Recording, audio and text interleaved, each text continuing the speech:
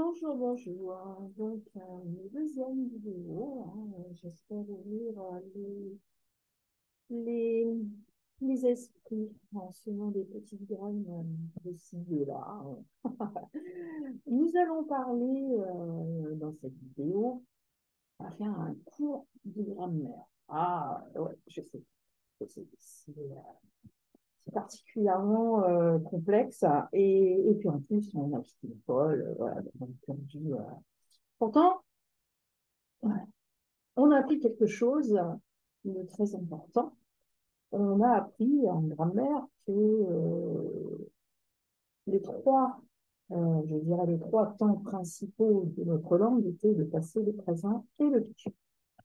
Elle va être courte, ne vous inquiétez pas.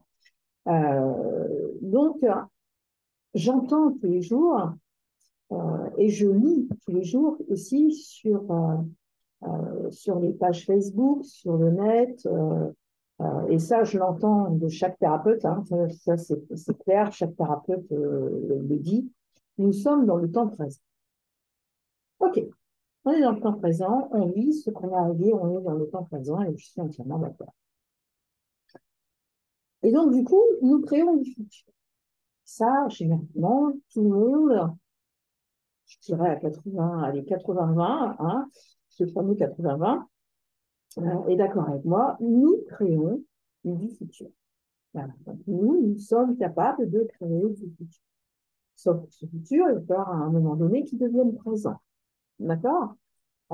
Et c'est votre proportion, justement, à, à vouloir le faire arriver qui va faire qu'il va devenir présent. Donc, on a le passé, on a comment dire, le futur et le présent. Il en manque un. Il en manque un. Les trois temps principaux ne sont pas là. Le présent existerait-il sans passé? Non. Comme il ne peut exister sans futur. D'ailleurs, le futur peut-il exister sans présent? Non. Et sans le passé du présent, encore moins. D'accord? Alors, elle ne va pas durer très longtemps parce qu'il faut que vous réfléchissiez à ça. C'est assez complexe et je ne peux pas rentrer dans les détails tant que ça ne nous interpelle pas. Voilà. Vous allez dire, oui, elle raconte n'importe quoi. Et bien non, je ne raconte pas n'importe quoi. Vous l'avez appris à l'école, d'accord? Sauf que ça a un sens aussi au niveau énergétique. Vous êtes dans le présent, certes. Vous créez du futur, oui. Faut-il oublier pour cela le passé? En aucun cas. Et je ne parle pas du passé de votre présent, c'est-à-dire un passé qui est des événements que vous avez vécus, qui vous ont donné des expériences. D'accord? Ça, c'est le passé que vous vivez. C'est un passé qu'on peut appeler le passé du présent, c'est-à-dire dans votre vie. OK? Sauf que le futur que vous créez, il n'est pas dans votre vie parce qu'il n'est pas encore arrivé. D'accord? Donc, le futur, c'est quelque chose que vous avez lancé et qui n'est toujours pas arrivé. On est bien d'accord. Hein? Donc, c'est quelque chose d'immatériel, de virtuel. C'est un élément qui, d'accord, ok, je crée du futur, mais vous le créez où, ce futur? Je vous interpelle sur cette notion, vous le créez où? Et là, tout le monde va me dire, mais là, dans l'énergie. Ok, vous avez créé le futur dans l'énergie.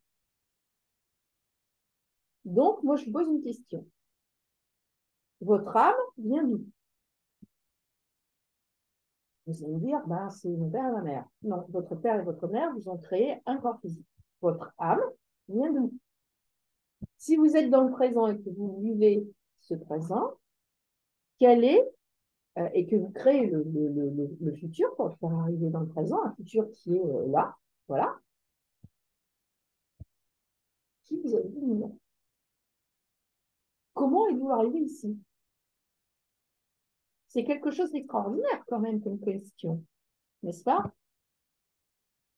Si vous êtes dans le présent et que vous créez le futur, où est votre passé? Et je ne parle pas du passé de votre présent, parce que vous avez un passé, un présent et un futur dans votre présent, d'accord? C'est-à-dire, tout ce que vous avez pensé jusqu'à aujourd'hui va créer votre futur de demain.